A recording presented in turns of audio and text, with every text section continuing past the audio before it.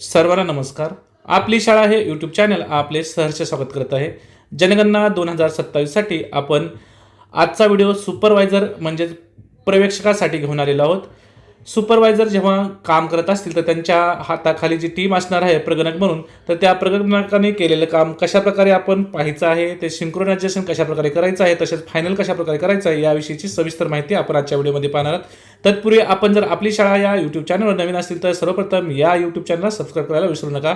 चला तर सुरुवात करूया आजच्या व्हिडिओला. त्यासाठी आपण HLO ॲप काय करायचं, ओपन करायचं आहे. ॲप ओपन केल्यानंतर आपण या ठिकाणी आपला पिन प्रविष्ट करायचा आहे. पिन प्रविष्ट केल्यानंतर पण आपल्यासमोर अशा प्रकारचं पेज येणार आहे. या ठिकाणी प्रगणक आणि घर यादी, गट यादी अशा प्रकारचा टॅब आहे. त्याच्या खाली आहे प्रगणकाचे नाव निवडा.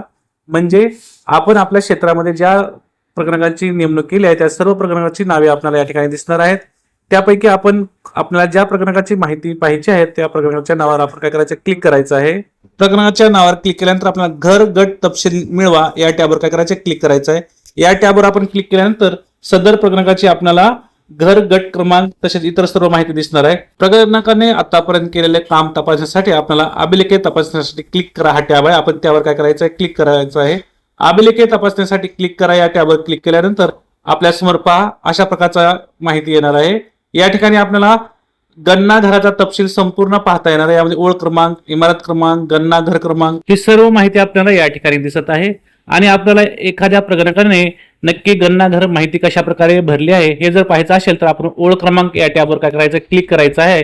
आणि या ठिकाणी आपण ओळ क्रमांक निवडायचा आहे.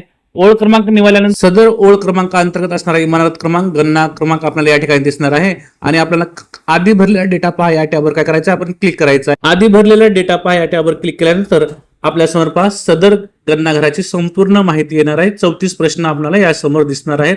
34 प्रश्न पाहिल्यानंतर आपल्याला जर वाटतं की संपूर्ण माहिती बरोबर आहे तर आपण ठीक आहे या टॅबवर काय करायचं आहे, क्लिक करायचं आहे. ठीक आहे या टॅबवर क्लिक केल्यानंतर पहा आपण संपूर्ण माहिती अपडेट केलेली आहे. त्यानंतर आपण दुसरं एक उदाहरण पाहूया. परत एकदा आपण ओळ क्रमांक निवडायचा आहे. ओळ क्रमांक निवडल्यानंतर पहा इमारत क्रमांक, गणना घर क्रमांक येणार आहे. आणि त्यानंतर आपण आधी भरलेला डेटा पहा या टॅबवर काय करायचं, आपण क्लिक करायचं आहे. आधी भरलेला डेटा पहा या टॅबवर क्लिक केल्यानंतर आपल्याला संपूर्ण गणना घराची माहिती या ठिकाणी दिसत आहे. तर आपल्याला वाटतं की या माहितीमध्ये काही दुरुस्ती करणे आवश्यक आहे किंवा काही चुकीची माहिती आहे तर त्यासाठी आपल्याला पहा टिप्पणी नावाचा एक टॅब दिलेला आहे, त्यावर आपण क्लिक करायचं आहे.